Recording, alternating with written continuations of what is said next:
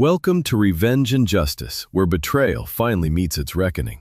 We share powerful first-person stories of men who were underestimated, betrayed, and pushed too far by family business partners and the people they trusted most.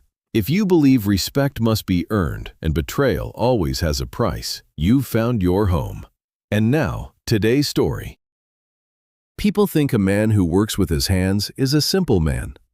For 40 years, they watched me crack eggs before sunrise, and they decided that was all I was. A cook. Harmless.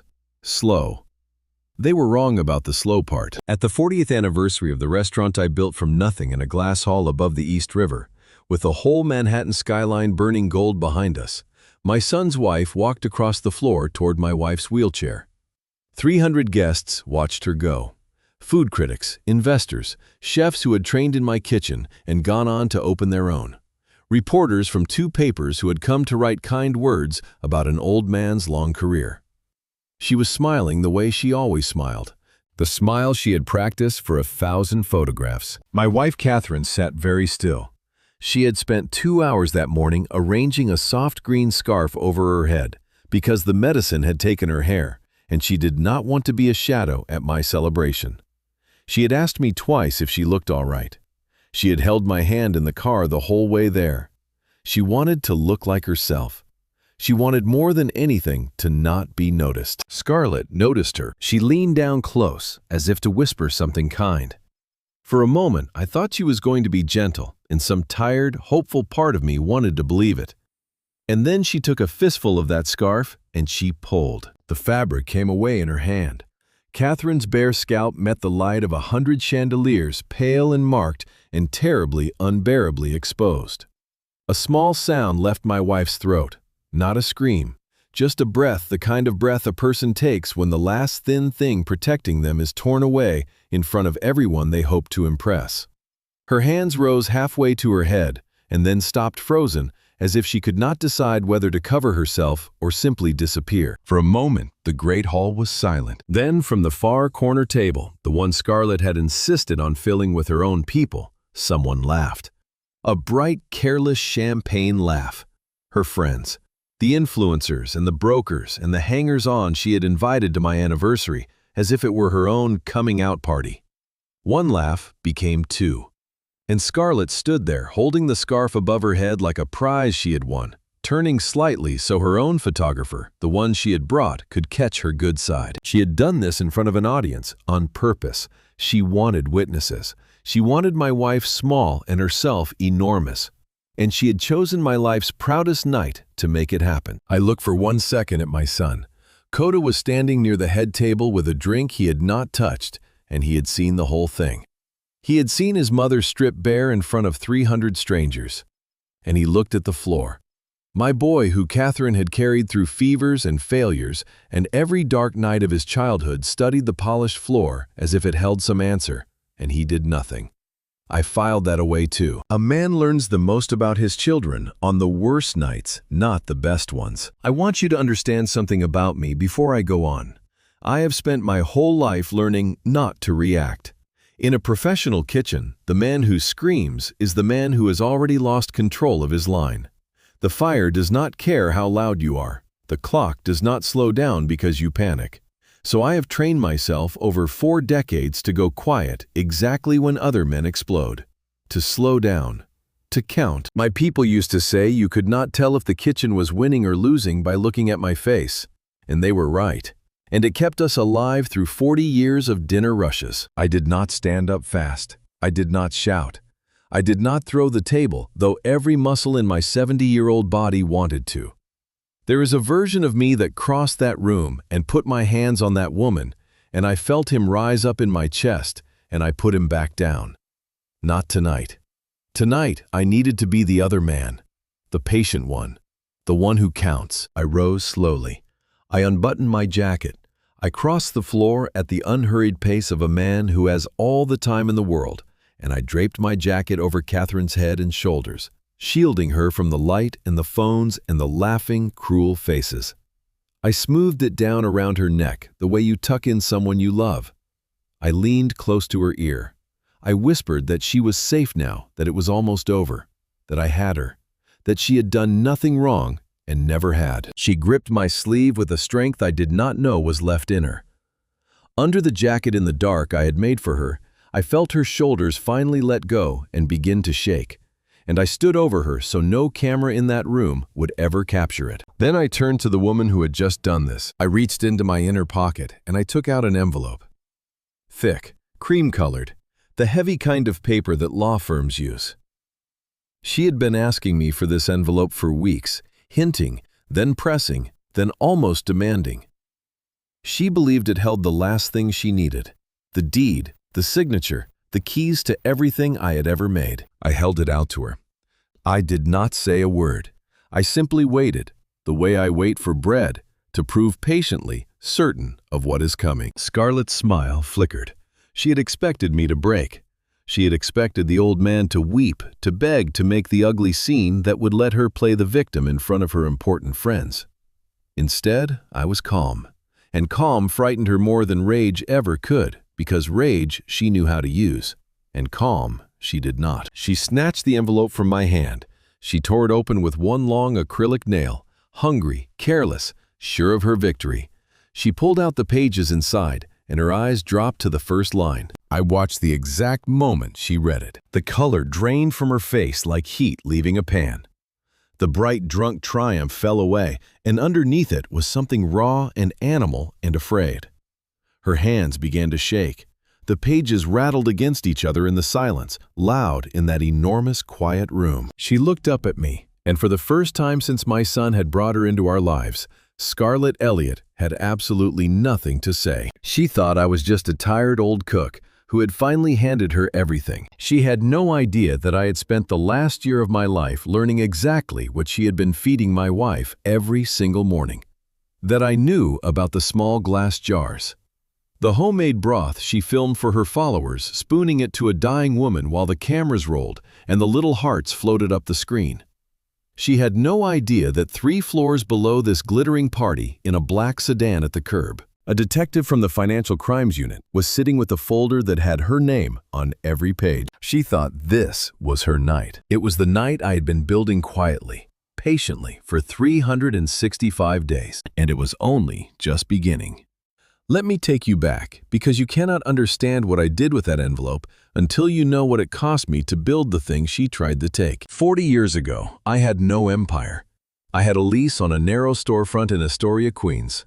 12 stools, and the griddle that ran too hot on the left side no matter what I did to it. I had a wife who believed in me on the mornings the bank would not. I was 30, my hands already a map of small burns. And in the hours between opening at 5 and closing near midnight, I learned the one thing that has kept me alive ever since. If you want to know a person, do not listen to what they tell you. Watch what they reach for when they think no one is looking. Those first winters nearly broke us.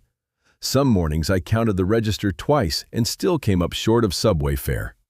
Some nights Catherine and I ate the eggs that had not sold, sitting on overturned milk crates in a dark kitchen, too tired to speak and too stubborn to quit. I did not know then that a man could be that poor and that happy in the same breath. I know it now. The frittata was an accident. A fisherman I knew could not cover his tab one January, so he paid me in lobster instead, a whole crate packed in ice. I had no menu for it and no wish to watch it spoil, so I folded it into eggs with a little cream and a little nerve, and slid the plate in front of a food writer hunched at my counter over a bad morning. He wrote about it that week. He called it the zillion-dollar lobster frittata, half a joke, because I had priced it high to keep from losing money on the lobster. The joke stuck to me like oil to a pan. The line out my door bent around the block. One storefront became two, and two became a name people in this city learned to say with a little hush in it. And somewhere in those years, the boy who could not make rent became a man they called an institution. But I never forgot the griddle that ran too hot on the left. I still came in before the sun. I still knew the name of every soul who washed a dish under my roof.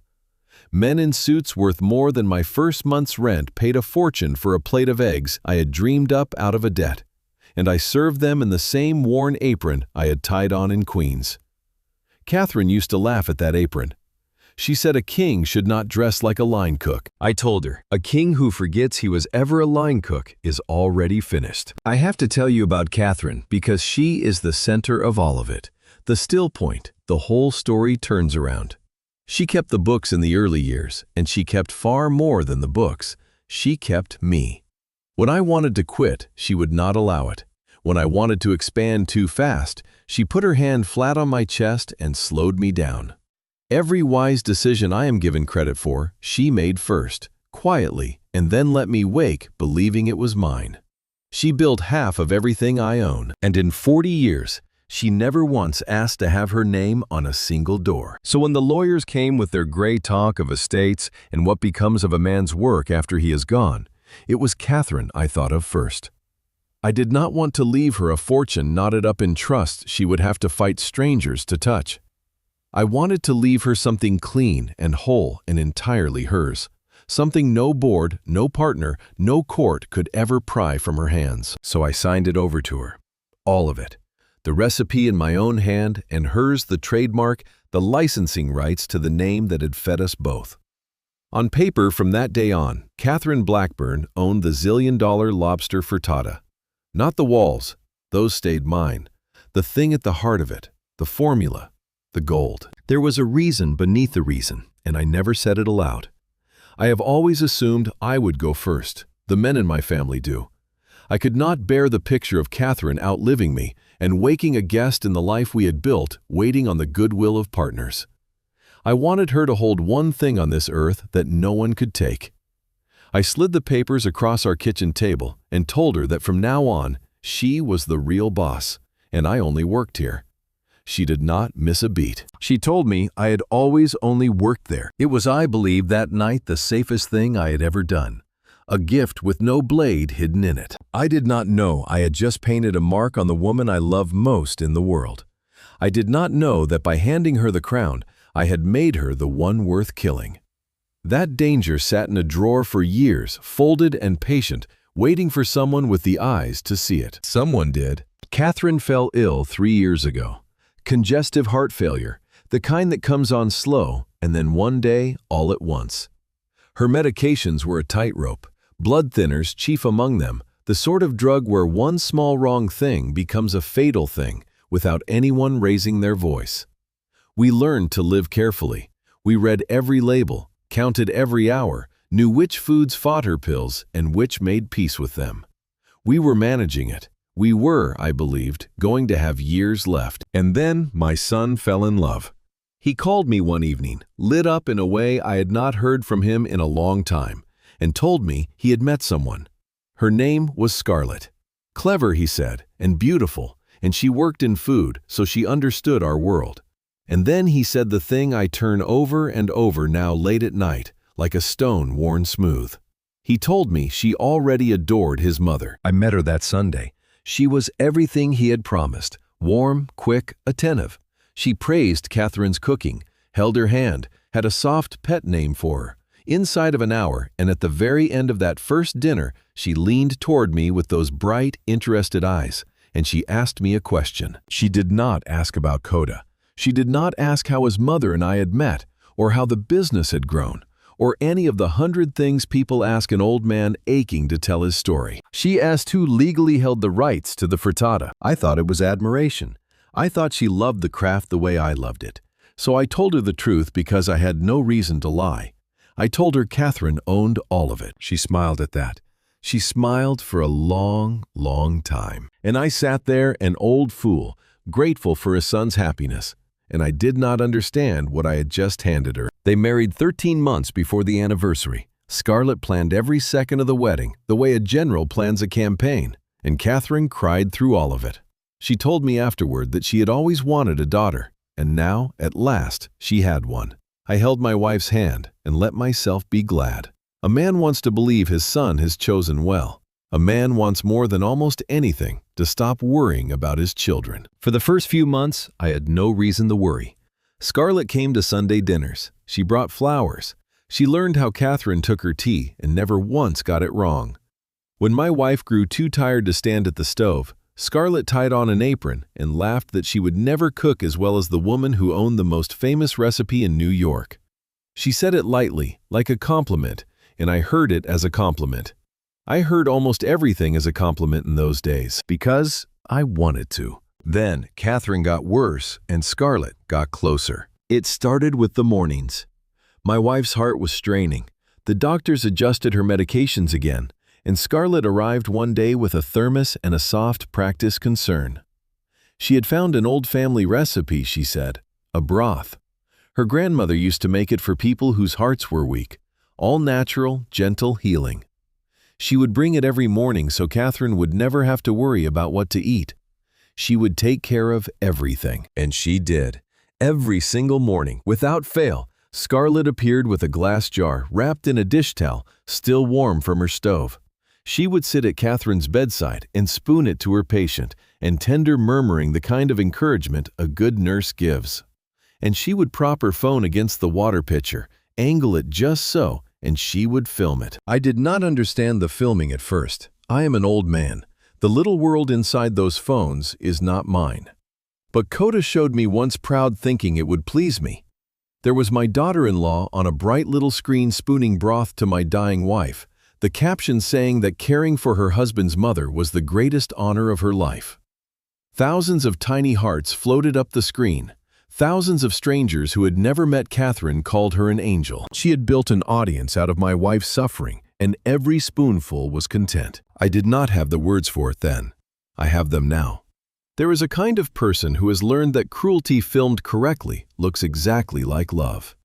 Who has learned that the world will not check whether the angel is really an angel, so long as she is lit well and speaks softly and remembers to cry on cue. Scarlett was fluent in that language.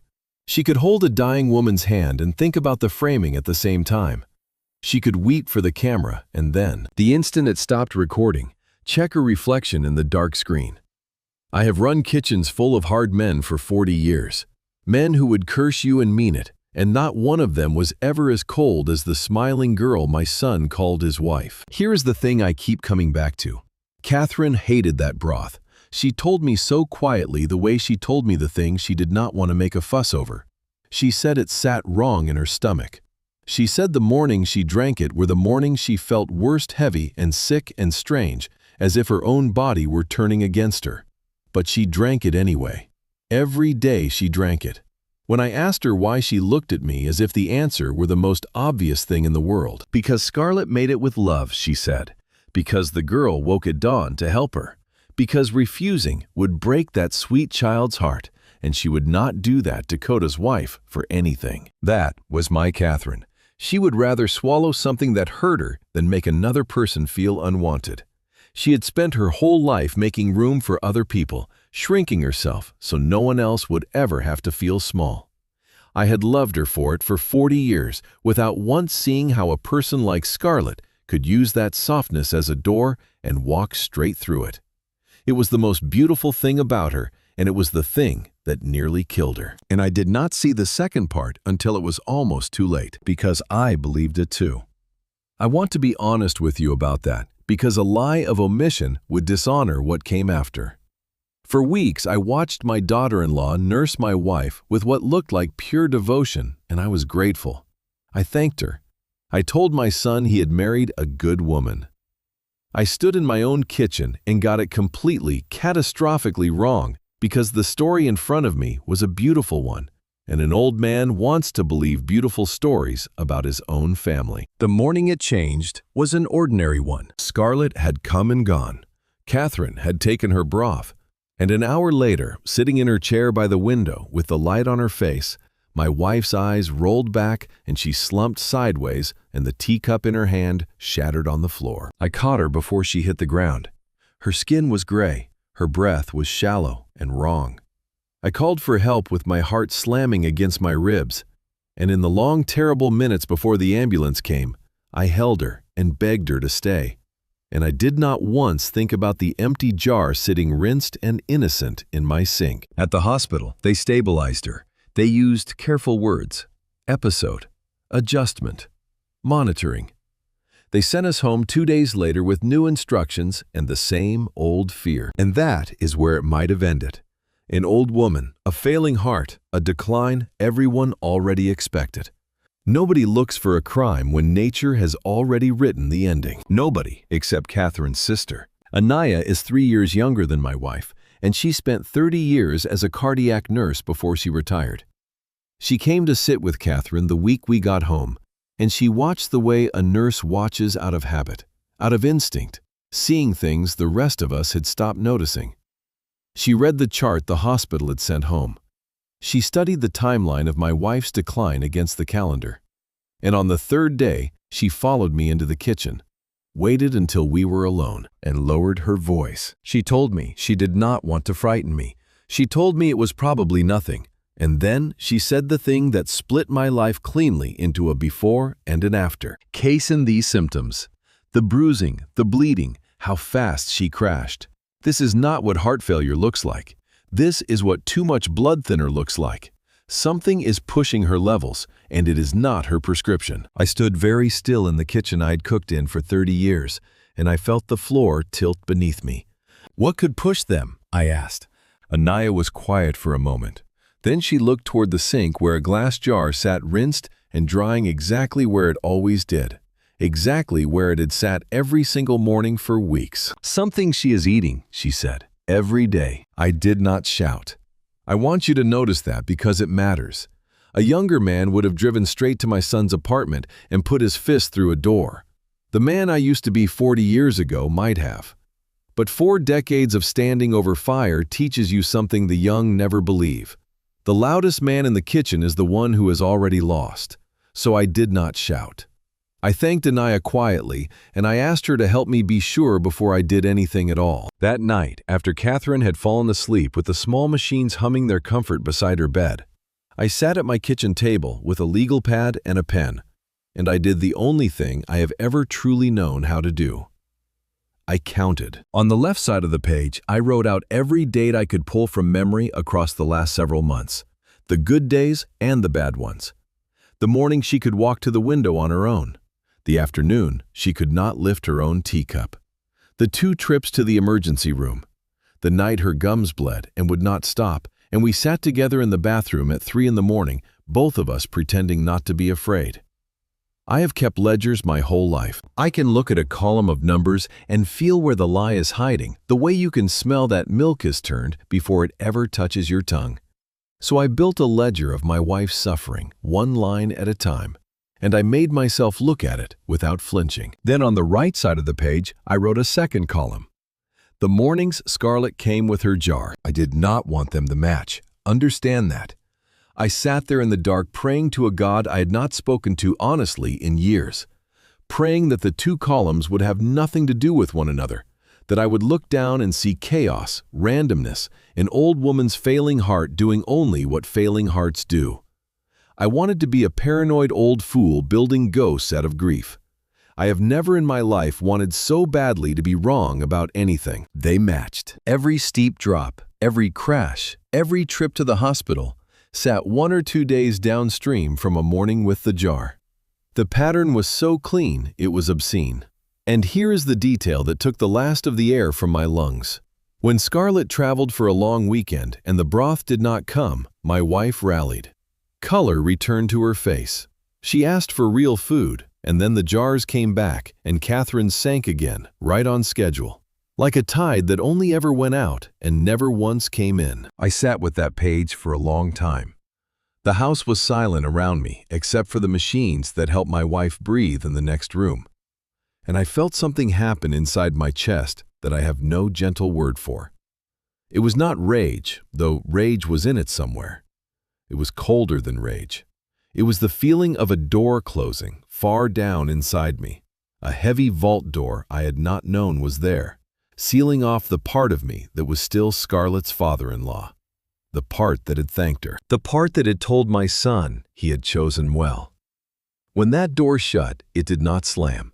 It closed the way a safe closes, slow and final and without a sound. And when it closed, I was someone else. I was the man who counts. That is what I do, you see. When other men feel, I measure. When other men weep, I write it down.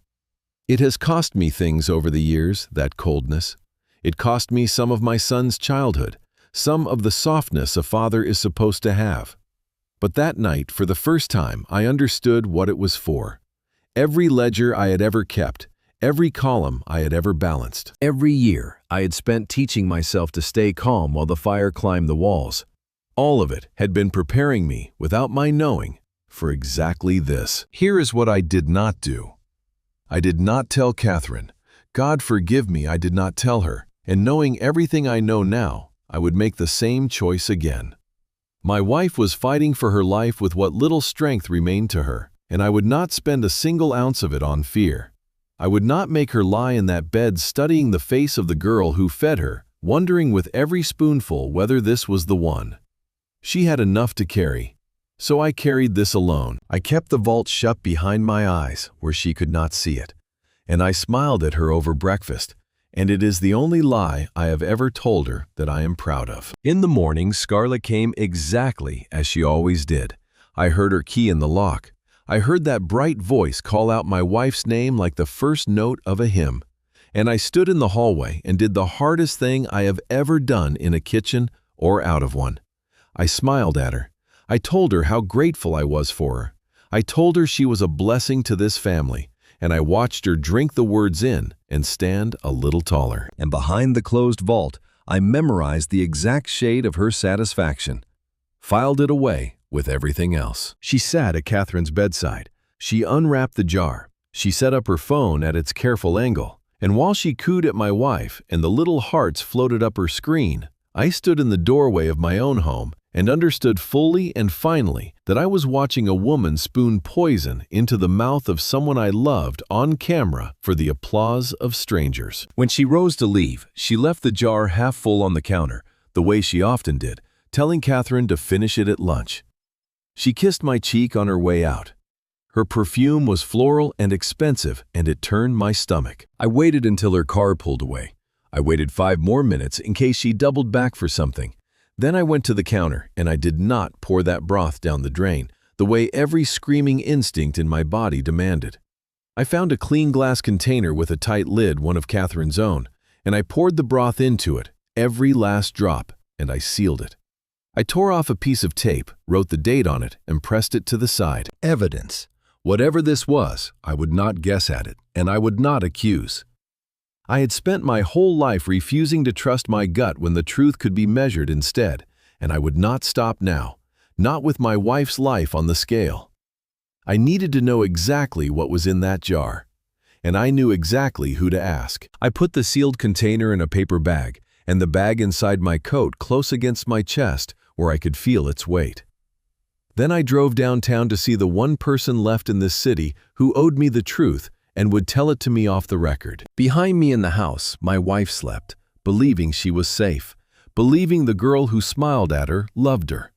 I let her believe it, for now that was the kindest thing I had left to give. The man I went to see was named Leanna Thomas. She was the cardiologist who had managed Catherine's case for 2 years, and before that, she had been a resident at the hospital where I fed the whole night staff for free during a blizzard that shut the city down.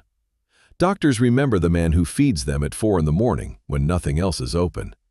She owed me nothing legally. She owed me everything else. I found her between rounds, and I did not waste her time with soft words. I set the paper bag on her desk. I told her I needed a favor that had to stay off any chart out of any file invisible. I asked her to test what was inside the jar, to run it for anything that might interact with the blood thinners my wife was taking.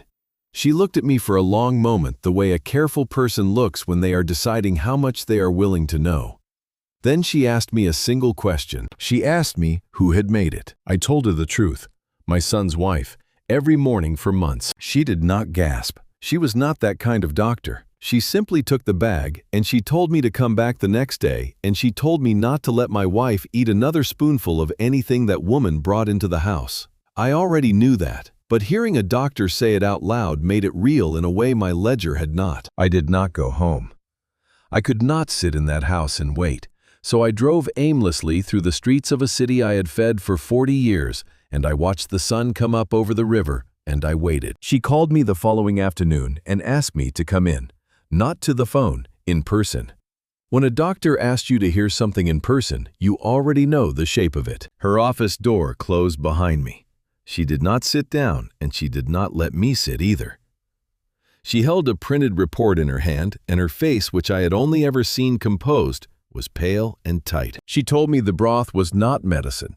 It was not a harmless folk remedy made by a foolish girl who did not know better. She said it was loaded, concentrated with a specific compound, a botanical extract in doses no grandmother's recipe would ever contain. On its own, she said it might do little, but taken every single day by a woman on blood thinners, it did something precise and terrible. It amplified the medication.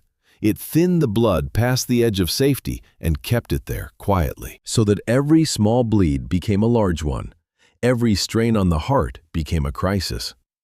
It was engineered to look exactly like a failing heart giving out on its own. Then she said the words I have not been able to unhear since. Casein, nobody puts this much of this in by accident. Somebody measured, somebody adjusted it over time, watching what it did, then adjusting again. This was not a careless girl with a bad recipe. This was patience. This was a schedule. She set the report down, as if she did not want to keep holding it, and she told me the cruelest part. Because the compound was natural, the kind of thing sold in 100 shops with a wholesome label, it would never show up on an ordinary autopsy. No one would test for it. If my wife had died the way she was meant to, a coroner would have written heart failure and closed the file. And the woman who arranged it would have stood at the front of the funeral, weeping beautifully for the camera. A schedule. The word landed in me like a stone dropped down a well, and I waited a long time to hear it hit bottom. I do not remember leaving her office. I remember I was in my car in the parking garage in the gray concrete quiet, and I do not know how much time had passed. My hands were on the wheel, the engine was off. Somewhere below me, a car door closed, and the sound bounced around the low ceiling and faded. I could smell the cold exhaust of the garage, and underneath it, faintly, the floral ghost of Scarlett's perfume that seemed to have soaked into my coat. I sat there, and I did not weep, and I did not curse. I watched the bead of condensation slide down the windshield from the top to the bottom, all the way, before I moved again. That night, I did something I have not told anyone until now. I could not sleep. Catherine slept, watched over by her sister, and I went down to the kitchen at 2 in the morning, and I took out a pan and I made the frittata. Not for the restaurant, not for a critic. I made the very first version of it, the plain one, the one I cooked for Catherine 40 years ago on a griddle that ran too hot on the left. Back when we had nothing and she believed in me anyway. I do not know why I needed to. I think I needed to hold in my hands the thing my life had been about, to remember that it had once been clean. My hands would not cooperate. These are hands that have cracked 1,000,000 eggs without looking, and that night they shook like a boy's on his first day. The shells broke into the bowl. I burned the first frittata. I burned the second. The third I let sit too long staring at nothing until the smoke curled up gray, and the smell of it filled the dark kitchen like an accusation. 3 times. 3 times I ruined a dish I had made 10,000 times in my sleep. A dish that fed a family and put my son through school. Finally, I turned off the burner and I gripped the edge of the counter with both hands. And I stood there in the dark, and for a moment, just a moment, the man who counts went away and the man underneath him nearly came apart. Then I straightened up. I cleaned the pan. I put everything back exactly where it belonged because Catherine would notice in the morning if a single thing was out of place, and she must not know. In the morning, I picked up my phone. There was a notification waiting. Scarlett had posted something new an hour before, at dawn, from my own home at my wife's bedside, a short video. My daughter-in-law, soft-lit and tender, lifting a spoon to Catherine's lips. The caption read, "Every morning is a gift with her. Cherish your loved ones while you can." 12,000 hearts. A river of strangers in the comments praising her devotion, telling her she was the daughter every mother deserved. I looked at that spoon rising toward my wife's mouth, and I understood that the schedule was still running. That while I sat in a parking garage watching water slide down glass, she had already fed Catherine again. The clock had not stopped for my grief. It had never stopped at all. And I understood one more thing cold and final. Testing that jar had given me the truth. But the truth by itself was not going to save my wife, for that I was going to need a great deal more than a lab report. I was going to need a plan, and I was going to need it before the next morning came, and the one after that, because she was not going to stop. Why would she? In her mind, she was winning. She had no idea the old cook had just started to cook. The first thing I did was build a wall she could not see. I could not throw Scarlett out of the house. Not yet. The moment I banned her, the moment I so much as frowned at her the wrong way, she would know something had changed, and a cornered animal moves faster than a comfortable one. If she understood that I was onto her, she would either vanish, taking my son and my chance at proving anything with her, or she would decide that a slow schedule was no longer safe and reach for something faster. Either way, Catherine would be the one who paid. So I kept smiling, and behind the smile, I built. I started with the medicine. I sat down with Anaya, the only person on this earth I trusted with the whole of it, and together we took control of every pill that went into my wife. Anaya became her nurse, in fact, if not in title, present at every dose, measuring, recording, standing guard. We did it gently, framing it as an old sister wanting to help. And Catherine, who never wanted to be a burden, let her sister fuss over her because it made Anaya happy. My wife thought she was doing us a kindness. She was letting us save her life. I did more than that. I hired a private nurse for the overnight hours, a quiet, serious woman Anaya had worked beside for 20 years, and I paid her well enough to be loyal and observant and silent. I changed the locks on the medicine cabinet and kept the only key on a chain around my own neck. I began without a word to anyone to write down the times of every visitor, every delivery, every hour Scarlett spent under my roof.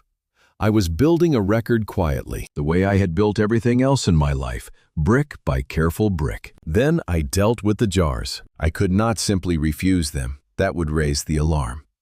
So I built a small, quiet routine instead. When Scarlett arrived each morning, I made certain I was there warm and grateful, and I made certain that Anaya was there too. Scarlett would spoon a few ceremonial bites for the camera the way she always did. And the moment she left, that broth went down the drain, every drop, and Anaya prepared my wife something safe and simple that I had watched her make with my own eyes. Catherine ate real food again. Within a week, the color came back into her cheeks. Her good days outnumbered her bad ones for the first time in months. And I watched Scarlett notice. That is the part I want you to understand, because it told me everything. A devoted daughter-in-law, seeing her mother-in-law improve, would have wept with joy. She would have posted a triumphant video. She would have thanked God and her grandmother's recipe. Scarlett did none of that. When she saw Catherine sitting up brighter, stronger, a small crease appeared between her eyebrows. Not relief, irritation. The look of a woman whose schedule had slipped. And then the jars changed. I noticed it because I notice everything now. The broth grew darker, thicker. The smell of it sharpened that bitter medicinal edge underneath the herbs, growing stronger week by week. Anaya noticed too. She pulled me aside one afternoon, her face grim, and told me quietly that whatever was in those jars, there was more of it than before. The dose was climbing. Scarlett was pressing harder, pushing the schedule, and neither of us yet understood why she had suddenly grown impatient. We only knew that the woman was in a hurry now, and that frightened me more than anything. I kept my composure. I want to tell you it was easy playing the fool, thanking the woman who was trying to murder my wife, but it was the hardest performance of my life. Every morning I shook her hand or let her kiss my cheek, and every morning a voice inside me screamed to wrap my hands around her throat. And every morning I put that voice back in its box, because the man who indulges his rage loses, and I did not intend to lose. There is a particular shame in swallowing your own righteous anger day after day, in smiling at evil to keep it calm. I swallowed it for Catherine. I would have swallowed a great deal worse. Then came the afternoon that changed the shape of everything. I'd come home early. My car was quiet in the driveway, and my key was silent in the lock. The habits of a man who has learned to move without sound. The house seemed empty. Catherine was resting upstairs with Anaya, and as I stepped into the hallway outside my home office, I heard it. The soft, deliberate click of a phone camera. Once. Twice. Again. I stopped where I was, out of sight, and I looked through the gap in the door. Scarlett was standing behind my desk. My desk. She had opened the tall filing cabinet where I keep the papers that matter. The deeds, the trusts, the estate documents, the private architecture of everything I own. She was not reading them. She was photographing them one page at a time, holding each up to the light, her phone clicking softly, methodically. A woman who had done this before and knew exactly what she was looking for. I stood in that hallway and I felt the ground shift under me a second time. Because this was not a jar of broth. This was not a slow poisoning meant to look like nature. This was something colder and more deliberate than even I had understood. She was not only trying to kill my wife, she was mapping my empire. I watched her slide the files back into place, careful, precise, leaving no gap out of order. And I understood that I had badly underestimated the woman my son had married. I had thought her greedy. I had thought her cruel. I had not yet understood that she was thorough, and thorough is the most dangerous thing a person like that can be. I stepped back into the shadows before she looked up. I let her finish. I let her walk out of my office, believing she was alone, believing the old man was still at the restaurant, believing she had all the time in the world. That night, I sat with what I had seen, and I got it wrong. I want to be honest about that too, because I have promised you the truth, even when it does not flatter me. I assumed she was after money, the obvious money, the accounts, the property, the value of the restaurants themselves. I pictured her waiting for Catherine to die and me to follow soon after of a broken heart, and then swooping in with my son to inherit it all. I spent that night reviewing my bank accounts, my holdings, the cash a grieving widower keeps close. I thought I understood the target. I thought I was protecting the right door. I had no idea I was guarding the vault while she circled the crown. And then I stood in my empty hallway for a long time. And I thought about what a woman with a camera full of my private papers and a jar full of poison and a husband too weak to stop her might actually be planning. I did not yet know the worst of it. But I knew standing there that the broth had only ever been the beginning. The next morning I called Ezekiel Fitzpatrick. Ezekiel has been my lawyer for 30 years. He is not a warm man. He does not deal in feelings or families or the soft things that make a life. He deals in contracts and clauses and the cold machinery of ownership. And there is no one on earth I would rather have at my side when the machinery turns against me.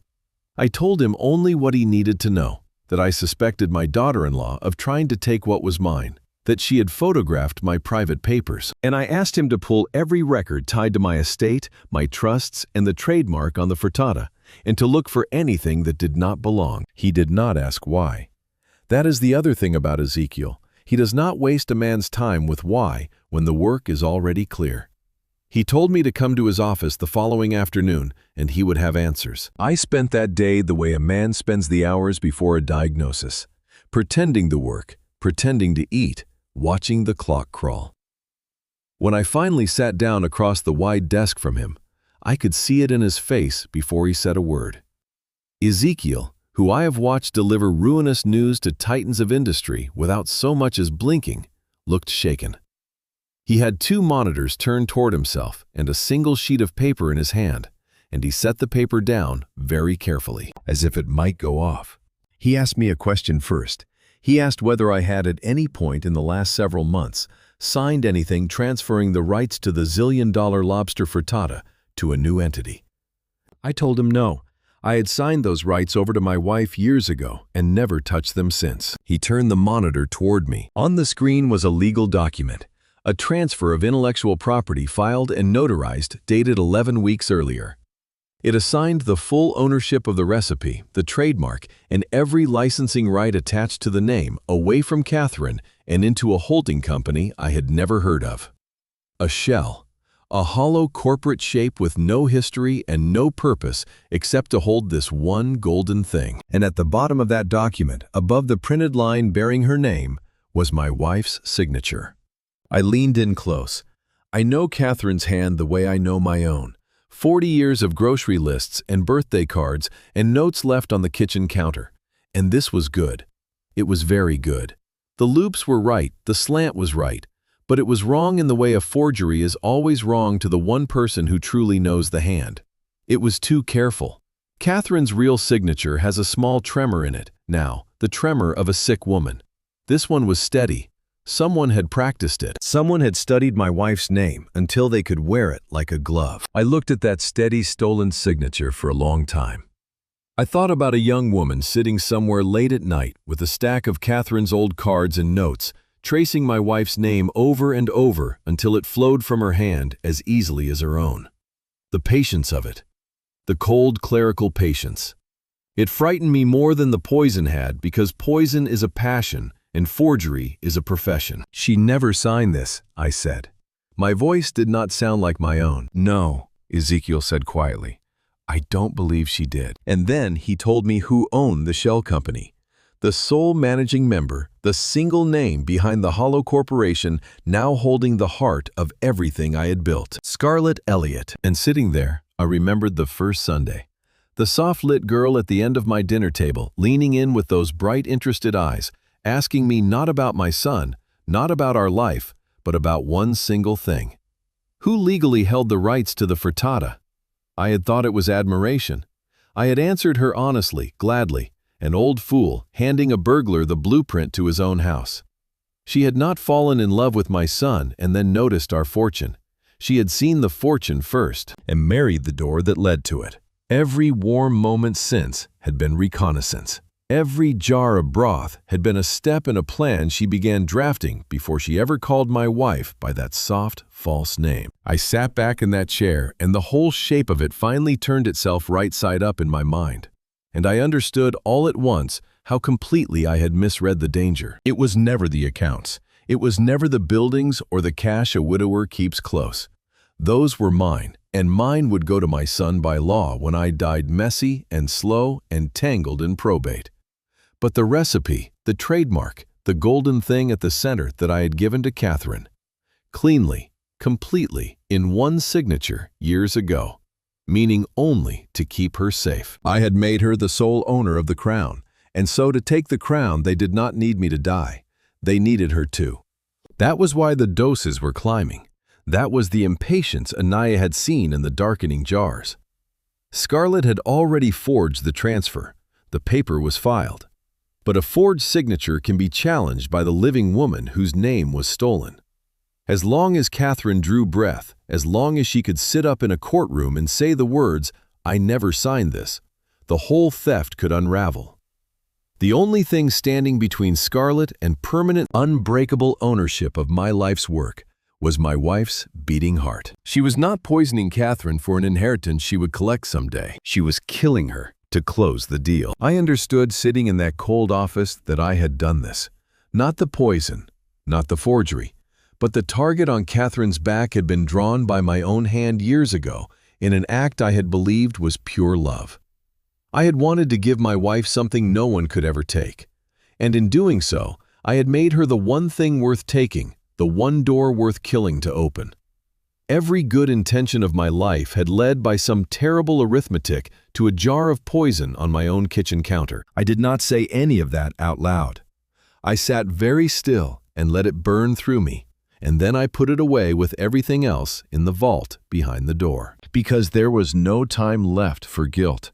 There was only the arithmetic now, and the arithmetic was brutally simple. Every day my wife lived, she was in more danger, not less. The closer I came to saving her, the more reason Scarlett had to hurry. I could not simply hide Catherine away and wait, because waiting was the one thing that would get her killed. I looked at Ezekiel. "How do we take it back?" I said. "All of it, legally, completely, in a way she cannot escape." He almost smiled. It was not a warm thing to see. "Now," he said, "you are asking the right question." Ezekiel laid it out the way a surgeon lays out instruments before a difficult operation. Clean, ordered, each piece with a purpose. The forged transfer, he explained, was the knife she had made for herself, and it could just as easily be turned around in her hand. A transfer of ownership built on a forged signature is not merely invalid, it is a crime. Forgery, fraud, filing falsified documents with the state. If we could prove the signature was not Catherine's, and we could, the entire transfer collapsed, and everything Scarlett had stolen would snap back to my wife like a rubber band. More than that, it would hand the authorities a federal case wrapped in ribbon. But then he stopped, and his face changed, and he told me the thing that turned my blood to ice for the third time in a week. There was a flaw in the timing, a cruel, narrow, deadly flaw. The forged transfer challenges a living owner. As long as Catherine was alive, the theft was fragile, contestable, a house of cards we could blow down with one sworn statement from her. But if Catherine died before that statement was made, before she formally, legally declared under oath that she never signed that document, the picture changed completely. With the true owner dead and unable to speak, the forged transfer would sit in the record unchallenged. Scarlett's lawyers would argue that the transfer was valid, that the grieving widow had signed it in her final months, and there would be no living voice left to say otherwise. The forgery would harden into fact. The theft would become permanent the moment my wife stopped breathing. I finally understood the darkening jars all the way down. Scarlett was not simply impatient, she was racing. Somewhere in her cold calculations, she had realized the same thing Ezekiel was telling me now, that every day Catherine lived was a day the fraud could be exposed. That the safest thing for her, the thing that locked the whole scheme shut forever, was a dead woman who could never take the stand. She was not poisoning my wife out of hatred. She was poisoning her against a clock. And I had just started that clock ticking faster by protecting Catherine, by keeping her alive and improving, by becoming the very obstacle that made Scarlett reach for a heavier dose. The math was monstrous. To save my wife's fortune, I needed her alive to testify. To keep her alive, I had to keep Scarlett calm. And to keep Scarlett calm, I had to let her go on believing the poison was working, which meant I could not yet reveal my hand. Could not do a single thing that would tell that woman her clock was the one running out. So I sat in Ezekiel's office, and I made the coldest decision of my life. I would let the enemy stay close to my wife a little longer. Not close enough to kill her, never, that Anaya and the nurse and the drain jars would see to that, but close enough to believe she still could. I would dangle Catherine's life in front of Scarlett, like bait she could not quite reach, and I would use the time it bought to build a trap she could never escape. I did not tell Anaya the full weight of that gamble. I did not tell anyone. I carried it alone the way I had carried all of it, because there was no one I could ask to share a fear that heavy. Then Ezekiel made a call, and a third man joined us. His name was Zahir Walton. He was a detective financial crimes, a man with a flat, unhurried way of speaking and eyes that missed nothing. Ezekiel had worked with him before, on cases where the theft wore a suit and hid behind paperwork. Walton listened to the whole of it without expression: the forgery, the shell company, the poison, the doctor's off-record report. He asked precise questions. He took notes by hand in a small, worn book, in an age when everyone else had gone to screens. And when I finished, he closed the book and looked at me for a long moment. He told me that on their own, the pieces were strong, but not yet unbreakable. A good defense attorney could pick at any single thread. The signature could be called an old woman's shaky hand. The broth could be called a foolish remedy gone wrong. The shell company could be called a bad investment. Separately, each thing had a story Scarlett's money could tell. But together, all of it delivered at once with the forged document and the lab report and my careful ledger of dates and doses. Together, it was a rope thick enough to hang a case on. What he needed, he said, was for all the threads to be pulled tight at the same moment in a place where Scarlett could not run, could not lawyer up quietly, could not spin the story before it broke. He needed her cornered in the open, publicly, completely, with no exit. He explained why, and it was pure cold sense. People like Scarlett do not lose in courtrooms if they can help it. They settle in quiet rooms, trade admissions for lesser charges, hire men in good suits to make the ugly parts disappear.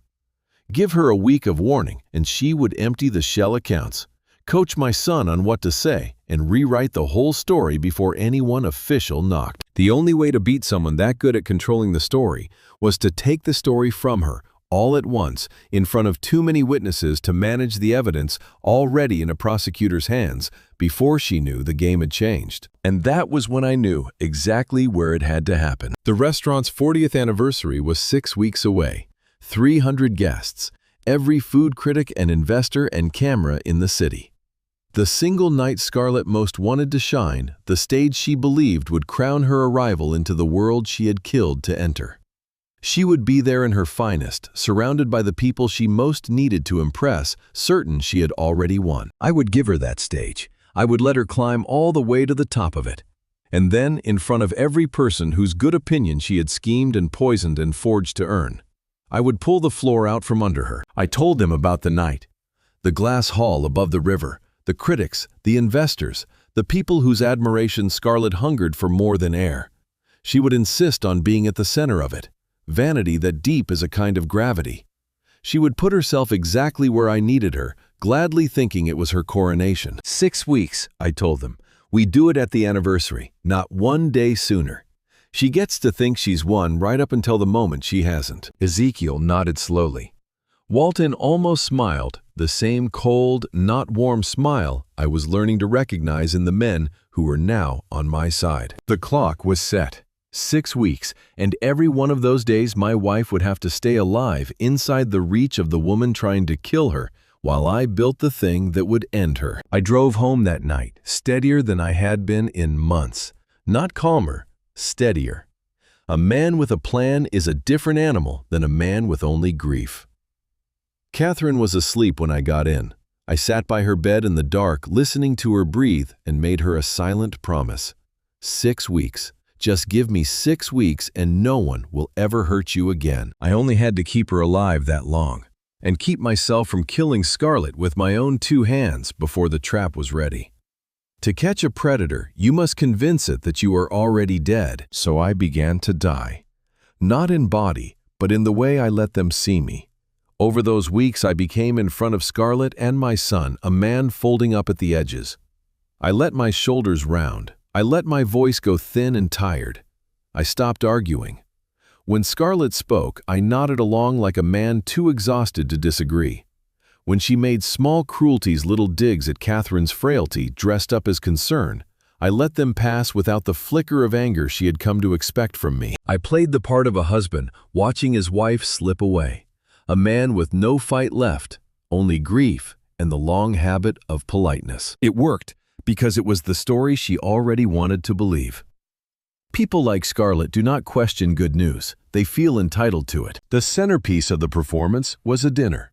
I invited them both to the house. Coda and Scarlet and I cooked, because cooking is the one language in which I have never once been able to lie, and I needed the meal to carry the lie for me.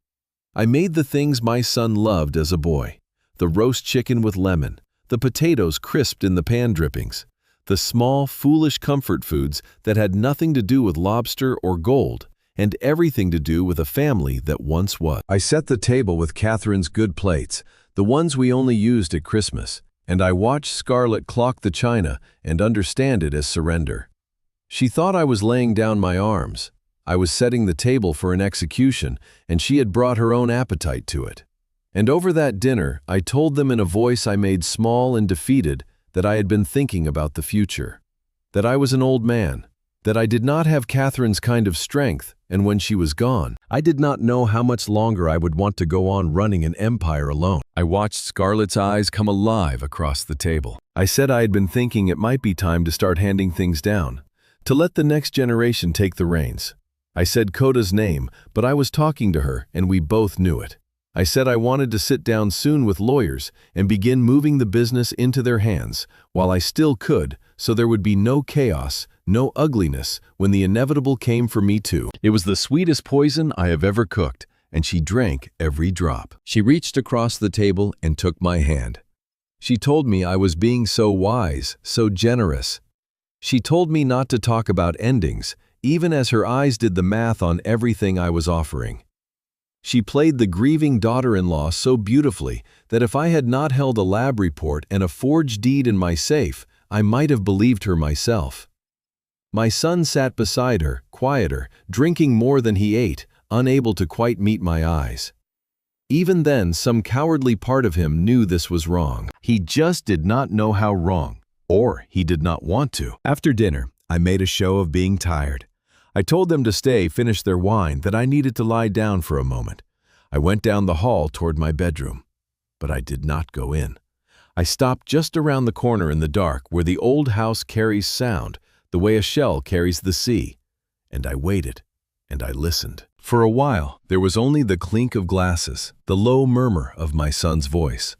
And then Scarlett spoke, and she let the mask slip, because she believed the only witness had gone to bed. "See," she said, soft and pleased. "I told you he'd come around. The old man's finally breaking. Once she's gone, he won't last a year, and then it's all ours anyway. We just have to be patient a little longer." There was a pause. My son said something I could not hear, low and unhappy. "Don't start," Scarlett said, and now the softness was gone, and what was underneath it was flat and cold. "You want to talk about her again? She's dying, Coda. She was always dying. All I did was stop wasting everyone's time pretending it would be slow. The recipe's already ours on paper. She's the only thing standing between us and clean title, and she is not exactly winning that fight, is she?" I stood in the dark of my own hallway, and I did not breathe. There it was. Not a suspicion, not an inference from a ledger. Her own voice in my own house, saying the thing out loud. The recipe. Clean title. She the only obstacle. Every piece of it confirmed from her own mouth. And I had it because that is the other thing an old man learns to do quietly in the age of little machines. My phone was in my breast pocket. It had been recording since before the wine was poured. My hands were perfectly steady as I slid it out and checked the screen. Still going. Every word. I did not go back out there. I could not yet not, with what was moving through my chest. Instead, I stood a moment longer and let myself look through the crack of the doorway at my son, at Coda, at the boy I had carried on my shoulders through Central Park, who had fallen asleep against my chest 1,000 times, who I had taught to crack an egg with one hand in a kitchen that smelled of butter and morning. That boy was gone. In his chair sat a grown man who had just heard his wife call his dying mother a waste of time, and who had said nothing. Who would say nothing, who had chosen and gone on choosing the comfort of not knowing over the cost of doing right. I understood in that hallway that when the trap closed, it would take him too, that there would be no version of this where I saved my wife and kept my son. A father spends his whole life believing that somewhere inside the man, the boy is still there, that if the moment ever came, the boy would rise up and do the right thing. I had just heard the moment come, and the boy had not risen. He had reached for his wine. That I had already lost him, maybe years ago. Long before Scarlett ever walked through my door, was a truth I had been refusing for months. Now it sat down across from me and would not leave. And I let myself grieve it once silently for the length of a single held breath, because a held breath was all the time I could afford. Then I put it in the vault with everything else, and I went to bed, and I lay in the dark beside my sleeping wife, with a recording in my pocket that would burn their whole world down. 5 weeks left, and now I had her voice caught and kept waiting for the right room to play it in. I had everything I needed, the forged deed, the lab report, my ledger of dates, and now her voice confessing in my own dining room. Ezekiel and Walton had the case sealed and ready to spring. There was no legal reason for what I did next. It was not for the trap. It was the one thing in all of this I did only for myself and for the boy I used to have. I went to see my son alone. I need you to understand what that visit was and what it was not. It was not strategy. Walton would have told me it was a risk that reaching out to Coda could tip our hand, and he would have been right. But I was not going as a man building a case.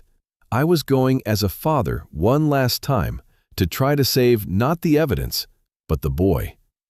I already knew somewhere below the vault door that I would fail. A part of me had known since the dinner. But there are things a father has to do, even knowing he will fail at them, because to skip them is to admit the death before the body is cold. I loved him still. That was the terrible part. Even then, even knowing I loved my son, and it was the love that made me go, and the love that made it unbearable. I asked him to meet me at the original restaurant in Astoria, late after closing, when the dining room was dark and the chairs were up on the tables, and the only light came from the kitchen where it all began. I wanted him there in that room, standing where his mother and I had built everything, because I thought foolishly that the place might reach something in him that I no longer could. He came in nervous hands in his pockets, glancing around like a man who suspects a trap and cannot say so. I poured him coffee. I did not accuse him of anything. I did not mention the recording, the deed, the poison, the detective already building a file with his wife's name on it. I gave him a door instead. I gave my son a door, and I prayed with everything left in me that he would walk through it. I told him I knew Catherine was worse than she should be. I told him I was afraid, and that I did not trust the people around her, and I asked him plainly as his father to help me protect his mother.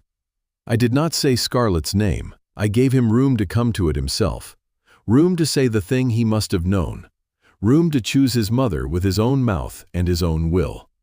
I made it as easy as a father can make anything. All he had to do was tell me the truth. All he had to do was be. For one moment, the boy who loved his mother more than his own comfort. "What are you asking me, Dad?" he said, and there was something almost pleading in it, a plea not to be asked. He wanted me to stop before I said the words so that he would never have to answer them. That was the tell. An innocent man asks what you mean. A guilty one asks you not to make him say. He looked at me for a long time, and I watched him understand exactly what I was asking.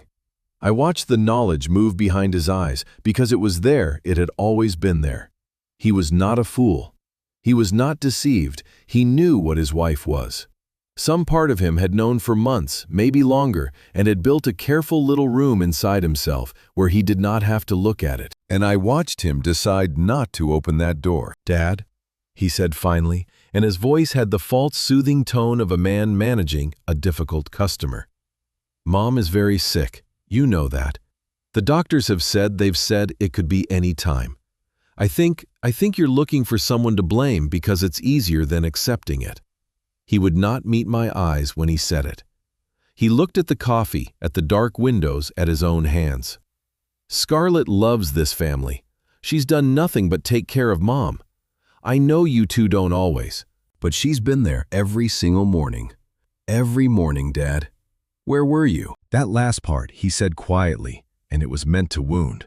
And it did, because there was a splinter of truth in it that he knew exactly how to press. I had not been there all those years. I had been at the restaurant, at the second location, at the third building, the empire that was now the reason his wife wanted his mother dead. He reached for the one true failure of my life, and he used it as a shield for the woman poisoning his mother. And in that moment, I understood that he was not confused. He was complicit. He had made his arrangement with himself. He would keep his eyes closed, and his wife would keep them fed, and his mother would die on schedule, and he would grieve beautifully at the funeral and inherit a clear conscience along with everything else. He had chosen. He had heard the moment come at that dinner table in his wife's own cold words, and he had reached for his wine, and now he was reaching for it again in front of me. Choosing her, choosing the money, choosing not to know one last time to my face. I did not argue. There is no argument against a man who has decided not to see. I did not tell him what was coming. I simply looked at my son, my only child, the boy I had carried on my shoulders, and I let the last thread between us go. "All right," I said. "All right, Coda, thank you for coming." He seemed relieved. He thought he had handled me. He finished his coffee, and he told me to get some rest, and he told me he loved me, and the words landed in the dark room like coins dropped on a grave. Then he left, and I heard the front door close and his footsteps fade down the sidewalk, and the sound of a car starting, and then nothing. I stood alone in the restaurant where I had become a father 40 years ago, when Catherine first told me she was carrying him. The kitchen light hummed. A refrigerator cycled on somewhere in the back. I could smell old oil and clean steel, and the faint sweetness of the morning's bread. I pulled a chair down from a table, and I sat in the dark, and I did not weep. I just sat for a long time with my hands flat on the cold surface in the quiet, letting the silence be as large as it needed to be. Somewhere in that hour without ceremony, I buried my son. The man who drove away was not him. My boy had died a long time ago, and I had only just now finished the funeral. When I stood up, I was done grieving. What was left after that was not a father anymore. It was the man who counts. And he had a trap to spring.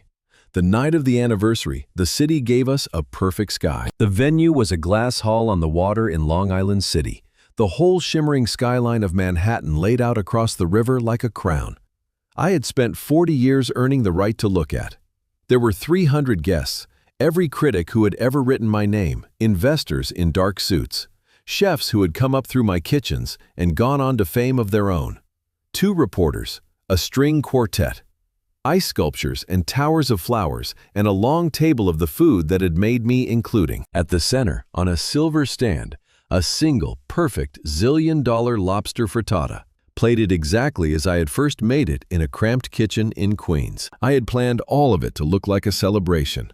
Only 4 people in that room knew it was a trap. Ezekiel was there in a gray suit, calm as a stone, a leather folder never more than an arm's length away. Down at the curb, 3 floors below the party, Detective Walton sat in a black sedan with 2 colleagues and a folder of his own, waiting for a single text from me. And Anaya stood near the head table, close to her sister, watching the room the way she had once watched heart monitors ready to move. We had rehearsed it, the 3 of us, the way I used to run a kitchen before a banquet, every station knowing its job, every hand knowing its moment. Ezekiel would produce the folder, Walton would come when I called, and Anaya would be at Catherine's side always, no matter what happened, because whatever this night cost my wife would not face 1 second of it alone. That was the one rule I would not bend. Everything else in the plan was a blade. That was the only soft thing left in it. I brought Catherine in myself. She had insisted on coming. She wanted to see me honored. Nothing I said could talk her out of it, and in the end, I did not try very hard because I needed her there. God forgive me, I needed my wife in that room. She had spent 2 hours that morning making herself beautiful. She wore a deep green dress that had gone loose on her thin frame, and she had arranged a soft scarf over her head with hands that trembled. And she had asked me twice in the car whether she looked all right. I told her she looked like the most beautiful woman I had ever served a plate of eggs to. She laughed at that, a real laugh, the girl she had been flickering for a moment, across the woman she had become. It is the last time I remember her laughing before it happened. I have played that laugh in my head 1,000 times since, and every time I hear it, I want to stand up from wherever I am and undo the whole night, and I cannot. Because it already happened. Because I let it happen. Because there was no other door. Here is the part I have never forgiven myself for. And I will tell it to you plainly because I have promised you the truth. I knew that night that I could not fully protect her. To spring the trap in the open with all the witnesses and all the cameras, I needed Scarlett to reach her own peak to expose herself in front of everyone. And I could not perfectly control what she would do to get there. I had a detective at the curb and a lawyer at my elbow and a recording in my pocket, and still, sitting there watching my wife smile bravely at strangers, I understood that I was using her as bait one final time and that some part of this night was going to hurt her in a way I could not prevent. I made that trade. I will carry it forever. Scarlett arrived like a woman attending her own coronation. She swept in on Coda's arm in a gown that cost more than my first year's rent crystals, catching the light, and she worked the room as if it were already hers. She air-kissed critics. She laughed too loudly at investors' jokes. She posed for her own photographer at every turn, and she introduced herself again and again as the future of the Hancock name. She believed that night that she had won. The recipe was hers on paper. The old woman was fading on schedule. The old man had folded. All that remained was the ceremony of taking what she was owed. My son trailed behind her, gray-faced, drinking.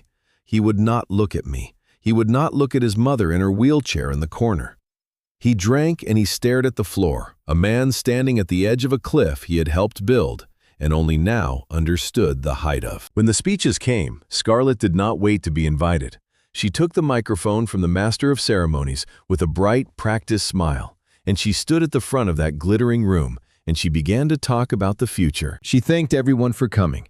She spoke about legacy, about vision, about the exciting new direction the brand would take, now that fresh energy was coming into the family. And then slowly, the sweetness in her voice curdled into something harder, something drunk on champagne and certainty. She said that every great institution reaches a moment when it must let go of the past. That sentiment and nostalgia were luxuries a growing empire could not afford. That there was a time to honor the old ways.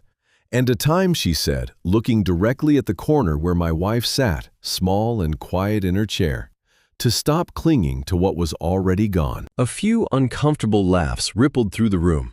The nervous kind. The kind people make when they sense they are watching something they should not be. The critics glanced at one another. An investor set down his glass. Something was wrong with the temperature of the room, and the smarter people in it could feel it, even if they could not yet name it. My son closed his eyes. He at least knew exactly what he was hearing. He was listening to his wife stand in front of 300 people and mock his dying mother. And he was doing what he always did. Nothing. And then Scarlett, flushed and smiling and utterly certain of her own triumph, set down her champagne and stepped off the little stage and began to walk toward my wife's wheelchair. I felt Catherine's hand find mine in the dark under the table. I felt her fingers cold and thin close around my own. Across the room I caught Ezekiel's eye, and I gave the smallest nod, and beneath the tablecloth my thumb moved to the phone in my pocket and sent one word to the sedan at the curb. Now. Scarlett kept walking closer, that vicious bright smile widening, reaching up with one manicured hand toward the soft scarf on my dying wife's head. And this is where you came in. At the very beginning, when I told you what she did, she had no idea, none at all, that she was walking into the last free moment of her entire life. The scarf came away in her hand. I have already told you this part, so I will not linger on the cruelty of it. The bare scalp under the lights, the small broken sound from my wife, the laugh from the corner where Scarlett's people sat. You know all of that. What I did not tell you at the beginning was what happened next, because you needed to understand everything first. You needed to know what I knew. Now you do. So let me finish it. I stood up. I did not hurry. I crossed the floor while 300 people held their breath, and I took off my jacket and I laid it over my wife's head and shoulders, and I made her a small, dark, private place in the middle of all those staring eyes. I knelt beside her wheelchair. I tried to tie the corners of that jacket gently under her chin so it would stay, so she could hide in it. And my hands, these steady hands that have plated 10,000 dishes without a tremor, would not work. They shook. I fumbled the simple knot once, twice. A 70-year-old man on his knees in a silver hall, unable to tie a knot because the only thing in the world he had ever truly wanted to protect had just been stripped bare in front of everyone. I got it on the third try. I smoothed it down. Under the jacket, I felt her reach up and hold my wrist, just for a second, the way a person holds something in the dark to know it is real. I put my lips to where her ear was under the cloth, and I told her it was almost over, that I had her, that I had always had her. Then I stood up and I turned around, and I reached into my breast pocket, and I took out the envelope. You remember the envelope. Scarlett remembered it too. Her eyes went to it and lit up with that same greedy certainty because she thought she knew what it was. She thought the broken old man was finally formally handing her the deed to everything. She actually smiled. She lifted the microphone still in her hand so the whole room could share her victory, and she said loud and bright that it looked like it was finally time for the old generation to hand over what it could no longer hold. I let her have that sentence. It is the last one she ever spoke as a free woman, and I wanted it on the record.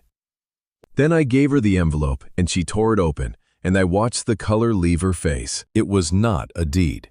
It was a legal notice drafted by Ezekiel, declaring the intellectual property transfer she had filed to be a forgery void and referred for criminal prosecution. Behind it, a copy of the lab report on her broth. Behind that, a single sheet listing the dates, the doses, the pattern in my own careful hand. She flipped through the pages faster and faster, and the smile slid off her face like grease off a hot pan, and her hands began to shake the way mine had a moment before, except that she was not shaking for love. She looked up at me from the pages, and for the first time in all the months I had known her, there was nothing performed on her face at all. No angel, no grieving daughter, just a cornered animal understanding slowly that the ground it had been standing on so confidently was not ground at all. Her mouth opened. Nothing came out. Across the room, my son had gone the color of ash. He had recognized the letterhead, or the look on his father's face, or simply the sound of a future ending. He took a step back, and then another, until his shoulders met the mirrored wall, and he stayed there, a man watching the building come down on the family he had helped set the charges under. The microphone was still in Scarlett's hand. That was her mistake. Or maybe it was mine arranged. Because when I began to speak, I spoke toward it, and the room's own speakers carried my voice into every corner of that glass hall. I told them the truth, all of it. I told 300 of the most important people in the food world that the young woman standing before them had forged my wife's signature to steal the recipe at the center of everything I had built. I watched the investors' faces change. I told them she had done something far worse than theft. I told them that my wife's illness had a second author, that the daily broth this woman filmed for millions of adoring strangers, the broth she spooned to a dying woman for applause, had been poisoning her slowly, deliberately, on a schedule to clear the last obstacle between Scarlett and the thing she had married, my son, to steal. I did not raise my voice. I have told you already that the loudest man in the kitchen is the one who is lost. So I said it quietly, and the quiet was worse, and the speakers carried every calm and terrible word. I told them the dates. I told them how a healthy morning always followed the weekends she traveled, and how the crashes always followed the jar. I told them her illness had run on someone else's calendar. The room made a sound I had never heard a room make. A collective intake of breath, and then a rising murmur of pure horror, and then the small blue lights of 100 phones coming up to record. Scarlett's composure shattered. She screamed that I was a senile old man, that these were lies, the ravings of a bitter father trying to ruin her. She spun toward the crowd, toward the critics and investors whose worship she had killed to earn, and she begged them to see the truth, and she found in every face turned toward her only revulsion. The empire of admiration she had built one lie at a time collapsed in the space of 90 seconds. And then I gave the room the last thing. I lifted my own phone, and through those same speakers, into that same terrible silence, I played her voice. Her own voice from my dining room, clear and cold and certain that no one was listening. She's dying, Coda. She was always dying. All I did was stop wasting everyone's time pretending it would be slow. The recipe's already ours on paper. She's the only thing standing between us and clean title. The recording ended. The silence that followed was the loudest thing I have ever heard. Scarlett stood frozen in the center of it, the microphone dead in her hand, 300 witnesses staring at her, every phone in the room pointed at her face. She had wanted an audience her whole life. She finally had one. And then at the far end of the hall, the great doors opened, and Detective Zahir Walton walked in out of the dark, with 2 officers at his back, unhurried, his badge catching the light, moving straight toward the woman who had just confessed to murder in her own recorded voice in front of everyone she had ever wanted to impress. The trap had held, every jaw of it, and it was closing now exactly as I had built it in front of the largest audience I could possibly give her. Walton reached her in the middle of the floor. He did not raise his voice either. Men who hold real power rarely do. He said her name, her full legal name, the one she had worked so hard to attach to mine, and he told her she was under arrest, and he began to list the charges in a flat, unhurried voice that carried in the dead silent hall. Forgery, fraud, and the one that made the whole room flinch, attempted murder. Scarlett came apart. She did not go quietly. She twisted away from the first officer, shrieking that we were making a terrible mistake, that she was a respected woman, that these people knew her, that someone should do something. She looked around that room full of the important faces she had collected like trophies, and not one of them moved to help her. The critics turned away. The investors stepped back. Her own photographer was filming her arrest because that too was content. The cold steel of the handcuffs closed around the wrists that had torn the scarf from my wife's head, and the sound of them clicking shut was the cleanest sound I have ever heard. For months I had watched this woman perform tenderness for millions, watched strangers by the thousands call her an angel, watched her turn my wife's dying into a stage. Now the only performance left in her was panic, and the audience she had spent her whole life courting sat frozen and appalled. And there was no filter, no soft light, no caption that could save her. The girl who lived for the camera was finally truly on camera. And for the first time in her life, the camera told the truth about her. They turned her toward the doors, and as they did, she looked back at me, and the mask was entirely gone now, and what was underneath it was not a monster after all. It was something smaller and uglier. It was a frightened, greedy girl who had believed right up until this second that she was smarter than everyone else in every room. She had been the smartest person in a great many rooms. She had simply never, until tonight, been in a room with me. And then from the side of the hall, my son came apart in a different way. Coda pushed off the mirrored wall and stumbled toward me and went down on his knees. On his knees in his tailored suit, in front of 300 people at his father's feet. He grabbed at my hands. He was weeping the ugly gulping weeping of a grown man who has run out of places to hide. He begged me to stop it. He said we could fix this, that it was all a misunderstanding, that we were family, that I could make it go away if I wanted to, that I had the power. He said the word family over and over, as if it were a key that had always worked before. I looked down at my son, and I felt God help me the old pull, the thing that lives in a father's chest and does not die even when it should. Some cell-deep part of me wanted to get down on the floor with him and gather him up the way I had when he was small and the world had frightened him. That instinct does not ask permission. It does not care what the man has done. It only knows the shape of the boy. For one terrible moment, I nearly bent toward him. Then I thought of Catherine under my jacket. I thought of the scarf on the floor. I thought of a spoon rising to my wife's lips at dawn, while this man's wife smiled at a camera, and this man watched and did nothing again and again and again for months. And I understood that to comfort him now, to reach for the boy and forgive the man, would be to spit on every mourning my wife had suffered.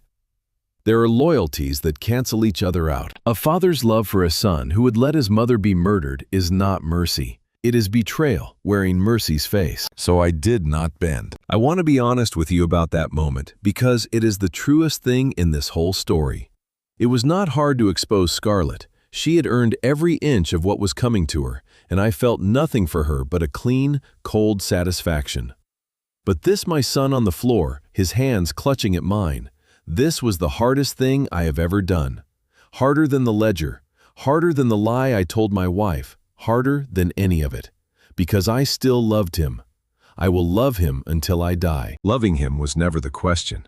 The question was whether I would let that love make me complicit the way it had made him complicit, and I would not. That is the whole difference between us.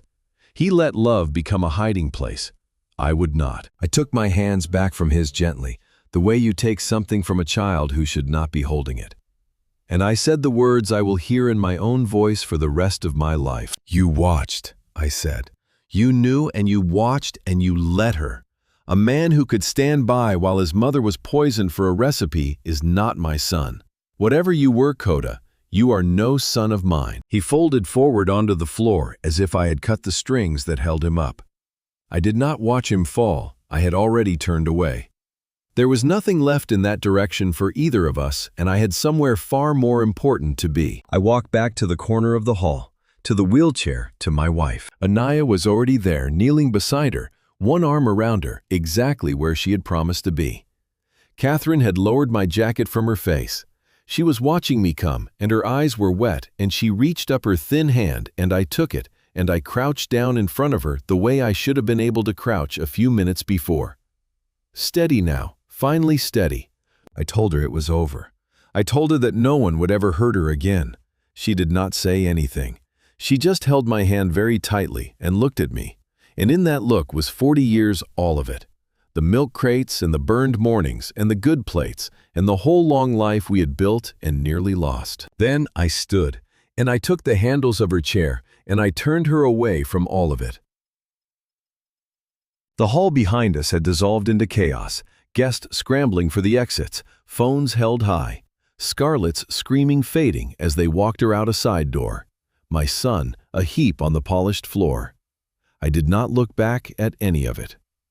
I pushed my wife's wheelchair slowly and carefully across that vast silver room, past the overturned chairs and the abandoned glasses of champagne, and the single perfect frittata still sitting untouched on its silver stand. The wheels made a soft, steady sound on the marble. Somewhere, the string quartet had stopped mid-song, and the silence they left behind was enormous. We went out through the great doors together into the cool, clean night, away from the burning wreckage of everything Scarlett had built and everything my son had thrown away. Behind us, the party we would never finish.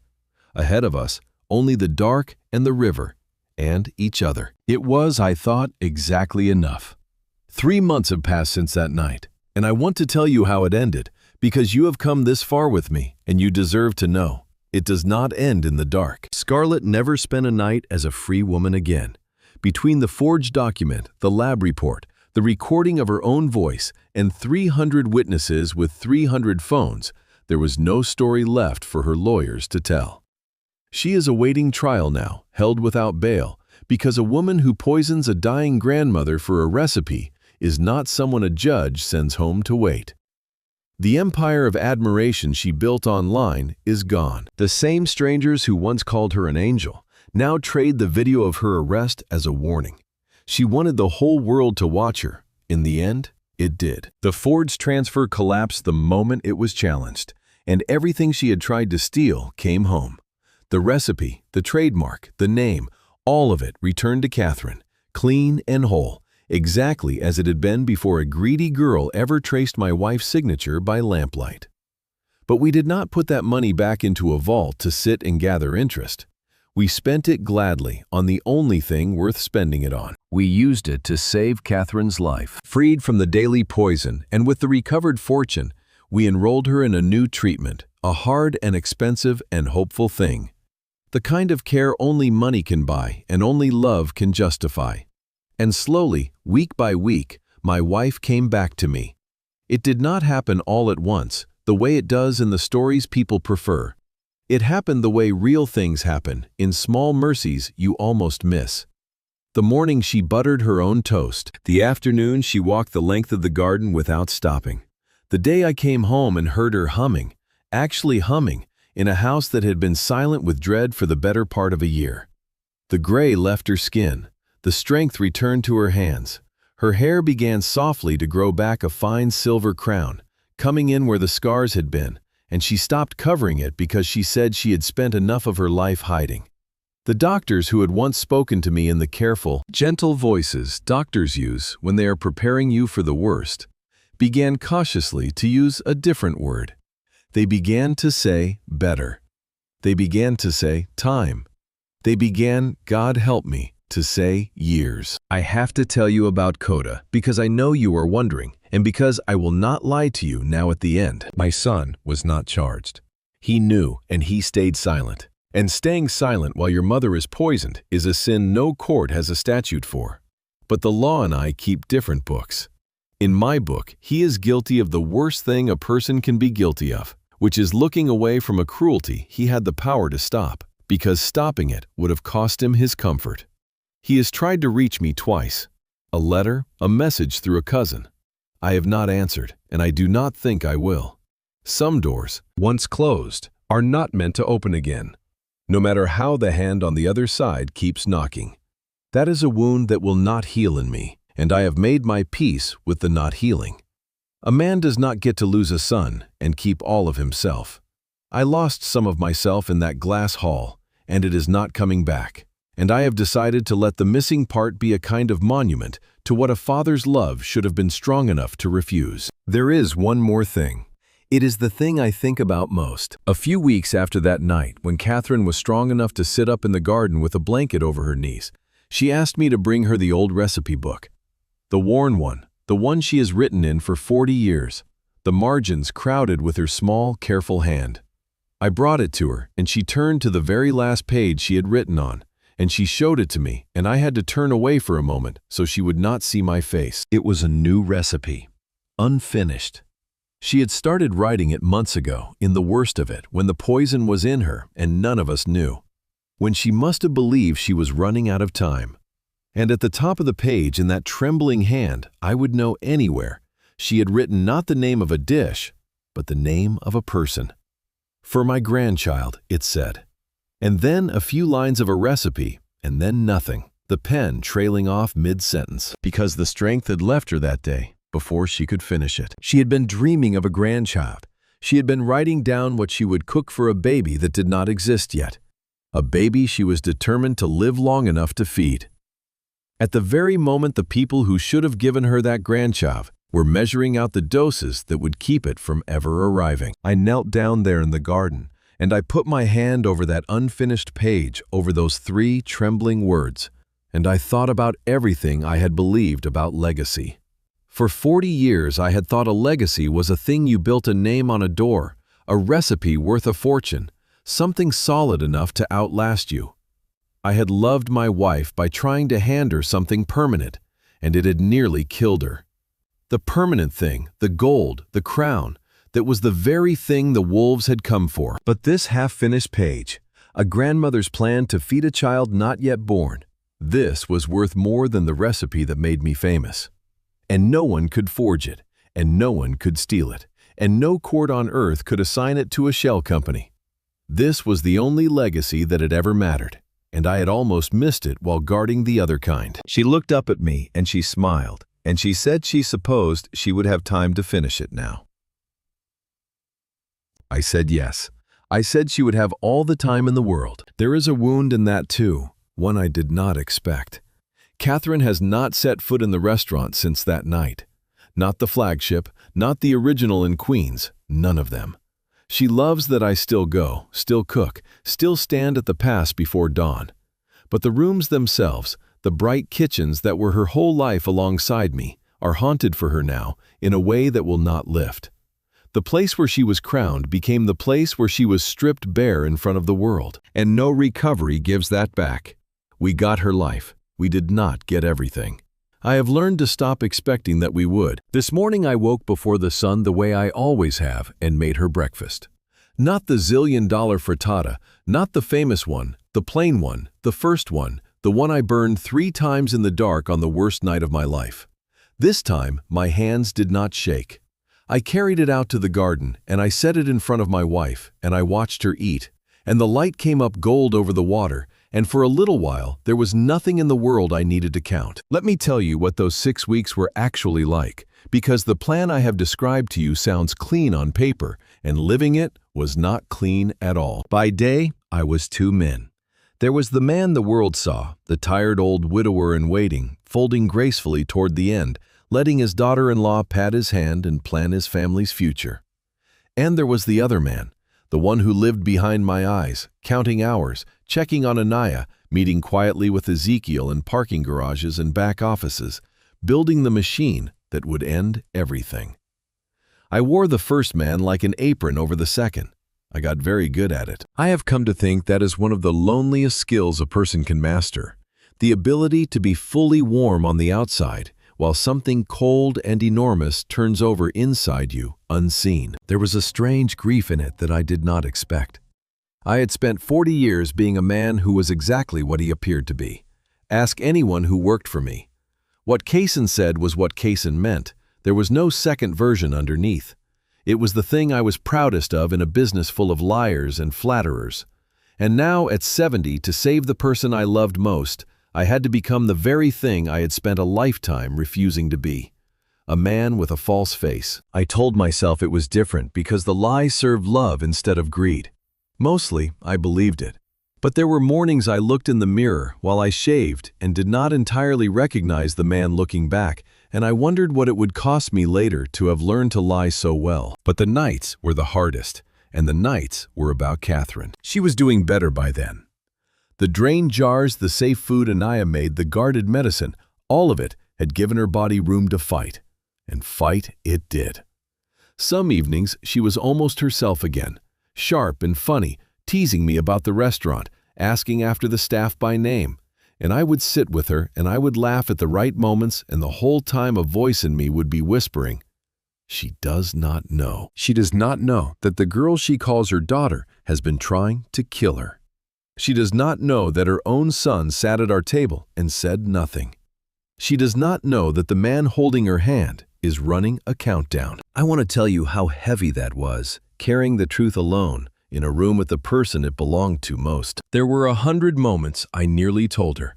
She would say something gentle about Scarlett, some small kindness, hoping the two of them might grow closer before the end. And I would open my mouth, and then I would close it again. Because telling her would not make her safer. It would only take the last of her peace and replace it with fear and heartbreak. And she had so little peace left, and I was not willing to spend a drop of it that did not have to be spent. So I swallowed it, night after night, and I let my wife go on loving the people who were trying to bury her, because her not knowing was the only shelter I could still give her. One night stays with me. It was late, and neither of us could sleep, and we ended up in the kitchen the way we always have when sleep will not come. 40 years of insomnia solved by the same small ritual.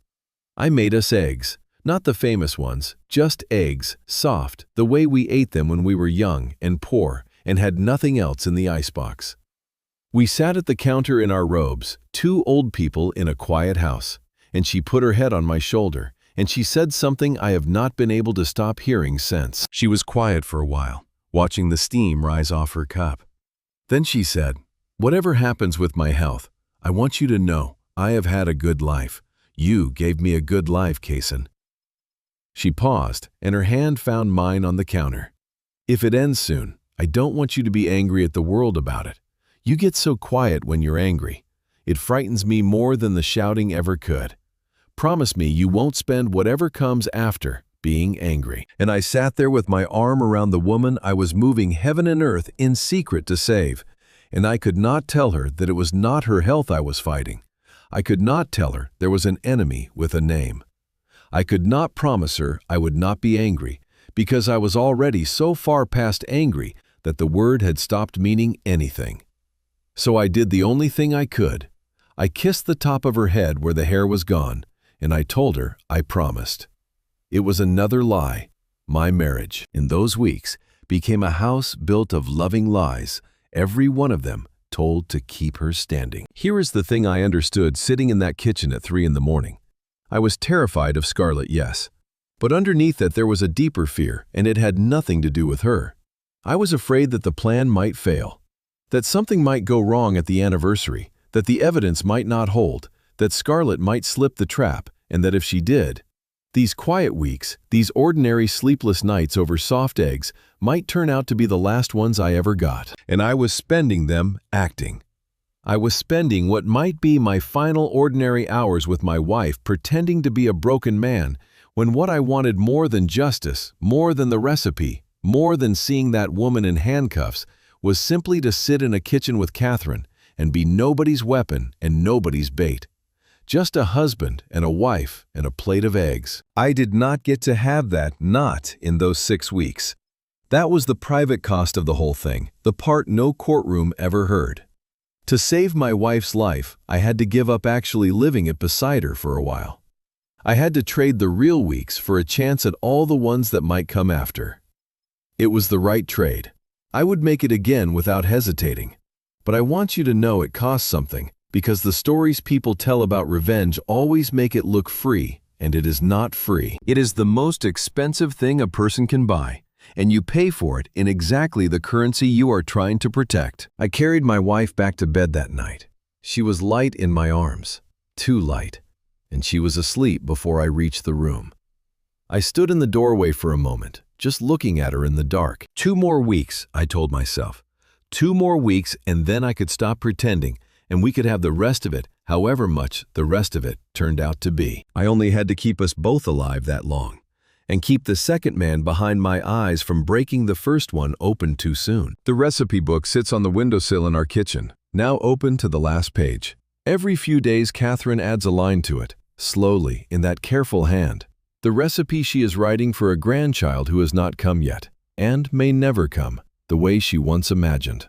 The pen moves, the page fills. Morning light falls across the words, across the small silver crown of hair growing back where the scars used to be. Neither of us says anything about it. We just leave it open, where the sun can find it, the way you leave a door open for someone you are still expecting. I spent 40 years believing that a legacy was something you built strong enough to outlast you. A name on a door, a fortune, a recipe worth killing for, as it turned out. I gave my wife the crown because I thought a crown was the safest thing a man could leave the woman he loved. I was wrong, and being wrong nearly cost me everything. The gold was never the legacy.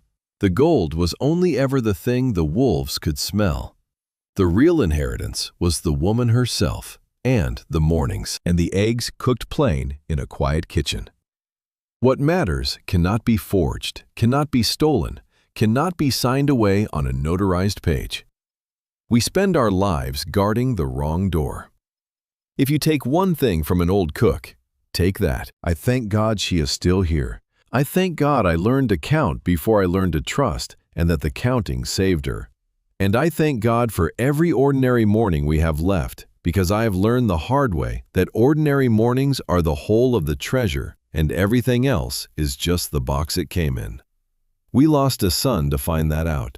It is the most expensive thing I have ever known, and I would not trade the knowing back. So let me ask you the question I have had to answer myself. If the people who shared your blood turned out to be the ones bleeding you dry, could you do what I did? Could you close the door on your own child to protect the one who was innocent? I do not think there is an easy answer. I am not sure I want to meet the person who thinks there is.